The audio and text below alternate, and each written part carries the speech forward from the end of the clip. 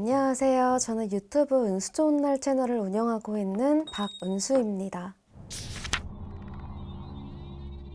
저는 지방에서 올라와서 자취를 하고 있는 대학생이었는데요. 1층 주택에 친동생이랑 살고 있었어요. 그랬는데 누군가가 저희 집 창문에 방충망을 뜯고 이렇게 손을 좀 넣어서 제가 일상생활하는 모습, 예를 들어 뭐 샤워를 하고 옷을 갈아입고 이런 장면들을 촬영을 했더라고요. 그리고 단순히 창문 하나로만 촬영을 한 게 아니라 거실과 방의 창문을 따라다니면서 촬영을 했었고, 저는 그렇게 불법 촬영의 피해자가 되었습니다.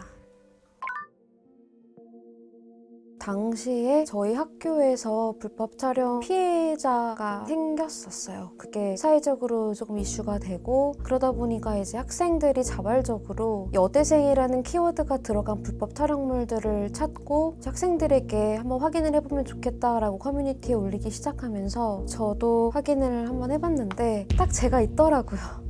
그 당시에 저는 집으로 걸어가는 중이었거든요. 그런데 이게 집에서 촬영된 영상이고 누가 찍었는지 특정할 수 없는 상황이다 보니까 집으로 가는 길이 마냥 편치 않고 무서웠어요. 내가 당사자가 될 거라는 건 한 번도 상상해 본 적은 없었어요. 보통 불법 촬영물이라고 하면은 성관계 영상, 리벤지 프르노라는 이름으로 많이 퍼지기도 하고, 화장실이나 지하철역에서 여성의 신체 부위를 촬영한다거나 이런 영상이 다라고 생각했어요. 가장 안전해야 되는 공간인 집에서까지 불법 촬영이 이루어지고 있다는 게 저도 많이 놀랐습니다. 그 전까지는 제가 아나운서를 꿈꾸는 대학생이었고 준비를 열심히 했었는데 진로에 좀 변경이 있었고요. 두 번째로는 이사를 했어야 됐어요. 아무래도 집에서 촬영을 했었고 주변에 CCTV가 없어서 촬영자를 특정할 수 없는 상황이었거든요. 그러다 보니까 보복을 하지는 않을지 이런 두려움이 있어서 청주에서 서울까지 통학을 했었습니다. 이후에 스트레스가 이렇게 크게 달하다 보니까 예상 후 스트레스 장애로 인해서 돌발성 난청이 와서 청각장애인이 되었거든요.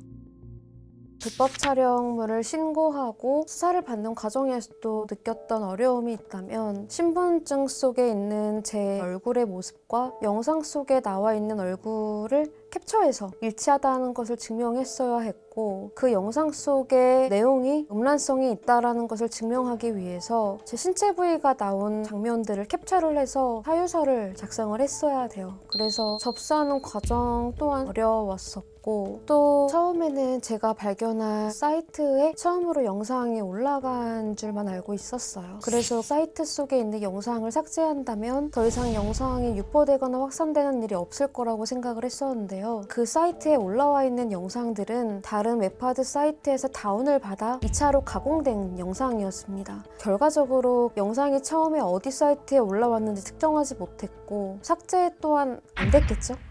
저도 이 영상을 삭제하려고 시도도 해봤고 촬영자를 잡으려고 집 근처에서 잠복도 한번 해본 적이 있었어요. 왜냐하면 경찰에서는 CCTV가 없어서 잡아줄 수 없다고 하니까 잡고 싶더라고요. 이게 분명히 범죄의 피해자는 있는데 가해자가 없는 상황이더라고요. 그리고 사이트를 운영해서 잡혔던 사람들도 한 명만 법적인 처벌을 받고 다른 사람들은 집행유예를 받아서 일상을 활보하고 있다고 하니까 분명히 피해는 피해자에게 남았는데 과연 가해자들이 반성할까? 이런 생각도 하게 됐었고요. 그리고 실제로 가해자가 수감되어 있는 동안 여러 차례 편지를 보내왔어요. 경제적인 어려움 때문에 범행을 저질렀다 라는 이야기도 있었고 선처를 요청했었거든요. 피해자로서 그런 반성문을 받는 것 자체가 사실은 좀 부담이었거든요.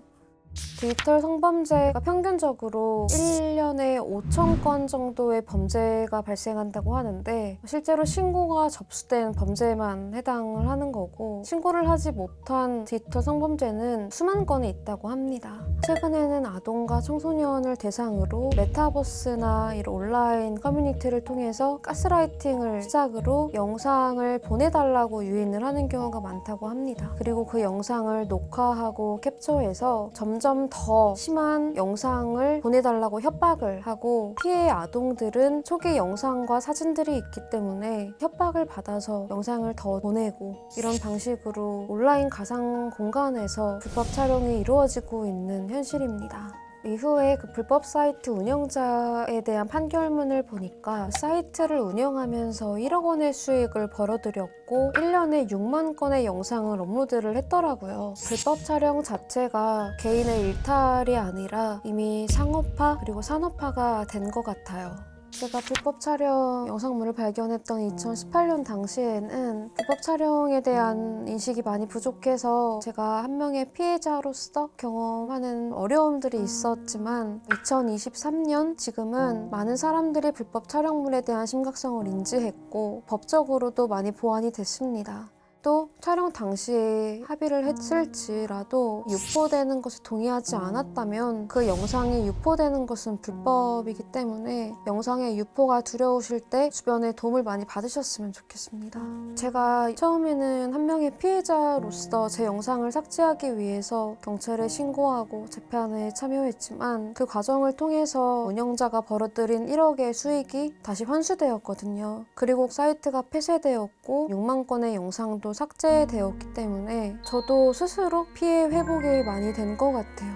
그래서 혹시 피해를 경험했지만 두려워서 무서워서 숨어 계신 분들이 계시다면 생각보다 많은 사람들이 이 문제에 대해서 심각하게 생각하고 있고 저처럼 누군가는 열심히 목소리 내고 있으니까 꼭 세상 밖으로 나와주셨으면 좋겠습니다. 불법 촬영 피해 시 행동 요령 알려드립니다. 불법 촬영을 인지한 즉시 112 또는 관할 경찰서에 신고하세요. 설치된 카메라는 회수하여 경찰서에 증거로 제출하세요. 불법 촬영 현장을 목격했다면 가해자의 휴대폰 기종, 인상착의 등 단서를 기억해 신고하세요. 가해자는 현행범으로 잡는 것이 중요합니다. 사건 발생 시 주변에 도움을 요청하세요. 촬영물이 유포된 경우 게시물 링크, 원본 영상, 캡처본 등 유포 피해 증거를 확보하여 경찰에 신고하세요. 불법 촬영물 삭제 지원 또는 상담이 필요한 경우 유관 기관에 연락하세요. 타인의 신체 촬영과 유포는 명백한 범죄입니다.